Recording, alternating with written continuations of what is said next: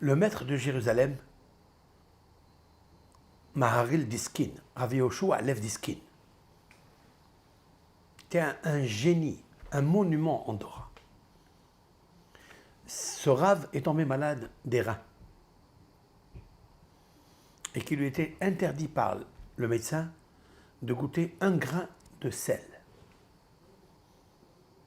Il a toujours fait très attention pour Pikuach Nefesh, Dieu préserve, comme la Torah nous dit, l'exigence à la vie, à maintenir la santé, était pour lui plus que étudier la Torah. S'il n'y a pas de santé, il n'y a pas d'étude à Torah. Un jour, quand il arrive chez lui à la maison, sa femme, elle lui amène un thé. Et là, il y a une grande délégation de Jérusalem qui arrive. C'était le maître de Jérusalem. Et sa femme, comme d'habitude, elle lui met du sucre. Et cette fois-ci, elle s'est trompée. Elle lui a mis du sel dans le thé. Le Rav, quand il a commencé à prendre la première gorgée, il sent que c'est du sel. Et normalement, immédiatement, il y a une idée qui dit, mais par inadvertance, par la non-vigilance, elle peut aggraver ma maladie.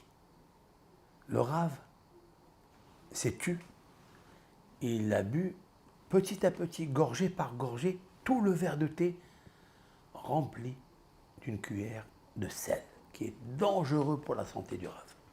Et il n'a rien dit. Lorsque tout le monde est parti, sa femme, elle est retournée à la cuisine et elle voit qu'elle s'est trompée entre le sucre et le sel. Et elle vient. Oh, il va avoir un malheur. Qu'est-ce que j'ai fait? J'ai aggravé la santé de mon mari. Pourquoi tu ne m'as pas dit? Il fallait me le dire.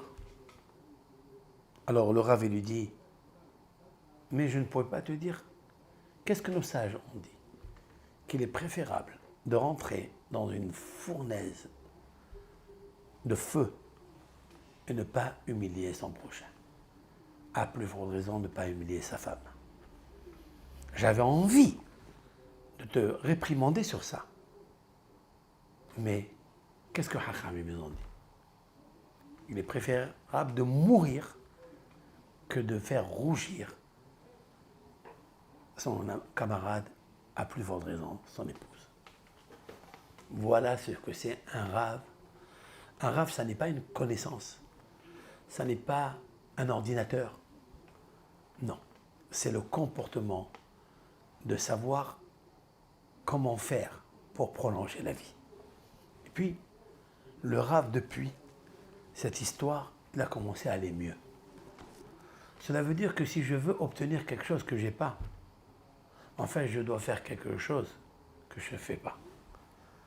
Et c'est ça, la grandeur d'un homme. Moi, je veux obtenir quelque chose que je n'ai jamais eu. Dieu t'a dit, moi, je suis d'accord avec toi. Mais ce que je veux dans ce monde, c'est que tu fasses un effort au-dessus de tes moyens. Alors moi, je prends tous les moyens qui existent de partout, je les approche à côté de toi, comme une assiette prête à consommer. C'est comme ça qu'il faut faire. Plus tu es attaché à Akadosh Baruch Hu, plus tu fais des efforts pour Akadosh Baruch Hu. Quand je dis pour Akadosh Baruch Hu, ça veut dire quoi? Vis-à-vis des hommes, Akadosh Baruch Hu, on lui fait ni de la peine, ni on le rend joyeux quand on agit bien ou mal. Ce que Dieu, il veut, c'est t'occuper de ton camarade, t'occuper de ton épouse.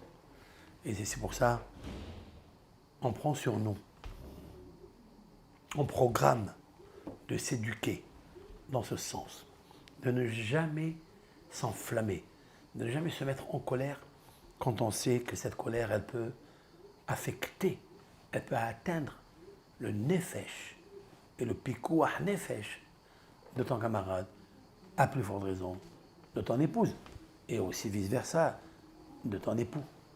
Et Ratson, que Hachem nous aide, pour que Hachem nous aide, il faut des fois verser des larmes pour réveiller la larme Demander à Hachem de t'aider dans tous les domaines.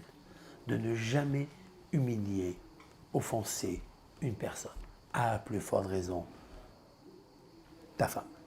C'est ce qui est marqué au nom de Rabbi Akiva. Ve'ahavta le'reacha kamocha. Tu aimeras ton prochain comme toi-même. Rabbi Akiva, il dit deux choses. Tu aimeras Dieu, c'est ton camarade. Dieu, c'est ton camarade? Oui. Mais comment? Ta femme. Tu aimeras ta femme comme toi-même. Et donc, quand on fait attention à ça, de la même façon qu'on ne veut pas qu'on nous fasse des reproches, qu'on nous humilie, la même chose, il faut faire attention pour les autres. Kol tov lachem.